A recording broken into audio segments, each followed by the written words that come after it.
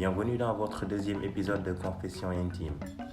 Moi c'est Abdou, votre narrateur. Aujourd'hui, je vais prêter ma voix à Wouri Bari, un jeune Guinéen devenu homosexuel et séropositif au Maroc.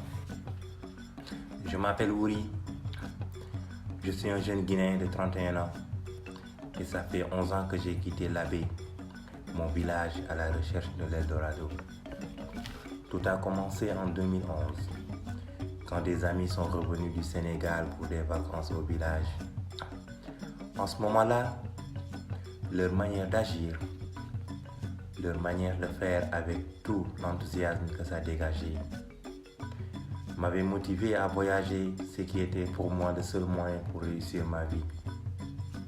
Personne ne pouvait changer cela. Sur le coup de l'aventure, j'ai donc pris la route. Ma première destination était la Casamance, où j'ai vécu quelque temps en tant que passeur de noix de cajou à la frontière de Mpad. De là-bas, j'ai réussi à épargner 1 million de francs CFA. Ma famille a reçu les 200 000 et le reste, je suis allé à Dakar, à Pékin, rue 10. Quelque temps après, j'ai rencontré une dame avec qui j'ai noué une relation d'affaires qui consistait à faire le commerce de babouche, du savon et d'autres produits en provenance du Maroc. Par la grâce de Dieu, j'ai trouvé une issue qui m'a permis de rejoindre le royaume chérifiant avec plus de 3 millions de francs CFA en poche. J'étais épanoui à l'idée d'atteindre cet objectif que je m'étais fixé depuis longtemps. D'aucuns diront que je pouvais continuer à faire le business que je faisais puisque ça marchait. Mais dans mes rêves, j'étais déterminé à poursuivre mon chemin. Du Maroc, où j'ai vécu pendant une certaine période, j'arrivais à me débrouiller un petit peu. Mais à un moment donné, comme un coup de tonnerre dans ma tête, une autre motivation est née en moi. C'était celle de tenter l'immigration clandestine vers l'Espagne. Loin de me douter que c'était à partir de là que ma vie allait complètement être bouleversée.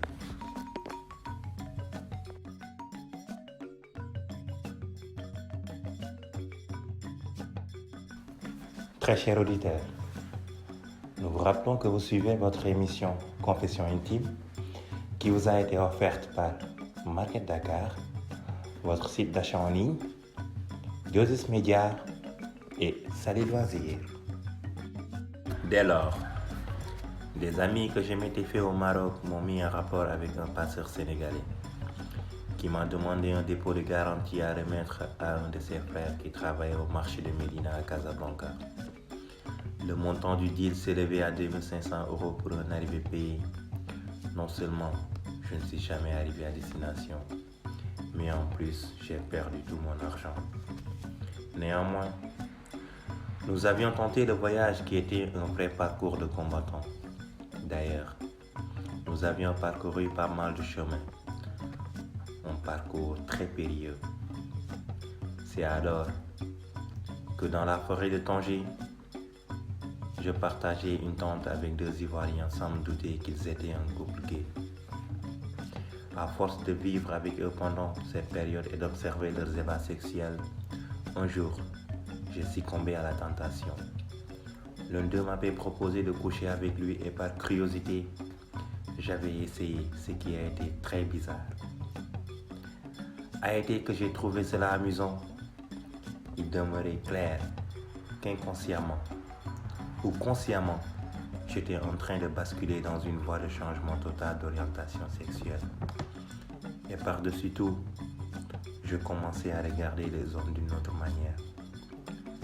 J'avais été même sur le charme d'un autre Ivoirien avec qui j'ai eu une aventure. Malheureusement, il est décédé en pleine Méditerranée.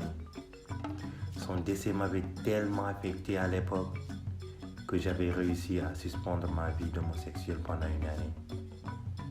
Et quand le voyage a échoué, je suis rentré avec le couple gay à Casablanca et nous avons tous aménagé ensemble.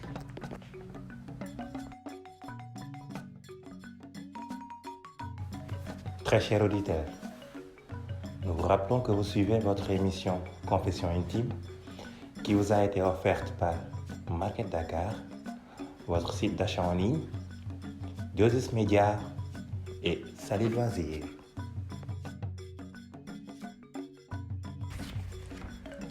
J'ai donc rechuté. Et lors du sommet des G20 à Marrakech, j'y ai rencontré un diplomate suédois et le feeling est passé entre nous très rapidement.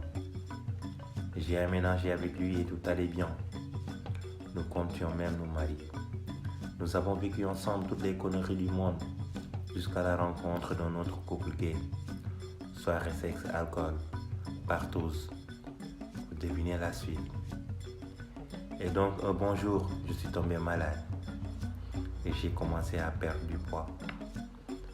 En un moment donné, je suis devenu méconnaissable et mon fiancé diplomate m'a quitté. Je n'avais plus rien après ça. Je commençais à m'appauvrir. Si ce n'était pas grâce à l'association à charge des LGBT, je crois que je serais mort et oublié. Ils se sont occupés de tous mes soins hospitaliers et c'est là-bas que j'ai su que j'étais séropositif. Je pensais que le monde allait s'écrouler autour de moi. J'ai tenté même de me suicider tellement que j'avais mal. C'était sans compter sur les membres de cette association qui m'ont rapidement sauvé. Je me suis senti mieux après quelques mois de traitement que je continue toujours d'ailleurs. Par la suite, j'ai repris le travail pour aider mes semblables car c'est un milieu exécrable qui te fait regretter tôt ou tard. Comme tout jeune Peul, je suis musulman et j'ai appris le Coran dès le bas âge. Je suis conscient de ce qui m'attend dans l'au-delà. Si je n'obtiens pas le pardon du Seigneur, par moments j'ai des crises de folie qui me font penser à l'enfer.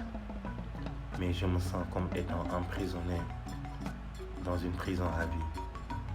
C'est devenu une addiction. Et j'ai perdu tout contact avec ma famille en Guinée depuis longtemps. D'ailleurs, aux dernières nouvelles, ils ont fait leur deuil depuis longtemps. Si j'ai tenu à raconter mon histoire aujourd'hui, c'est pour sensibiliser la jeunesse. Je tiens à leur dire de ne pas suivre cette voie. C'est épouvantable. Il n'y a rien de positif dedans. Aujourd'hui, je suis devenu certes homosexuel, mais je sais qu'intérieurement, je ne cautionne pas l'homosexualité. À ce niveau, je sens que je suis sur la domination de Satan. Je suis faible, mais j'ai une seule envie, c'est d'arrêter. Chaque jour que Dieu fait, j'essaie de trouver la porte de sortie. Et je sais que j'y arriverai tôt ou tard, si Dieu me prête vie. Chers auditeurs, je vous remercie de m'avoir écouté. Wuri Bari.